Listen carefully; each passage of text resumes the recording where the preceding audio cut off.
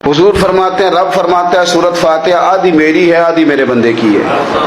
جب اس نے کہا الحمدللہ رب العالمین الرحمن الرحیم مالک یوم الدین ایاک نعبد و ایاک نستعین، جب یہاں تک وہ لفظ کہتا ہے تو یہ حصہ میرا تھا۔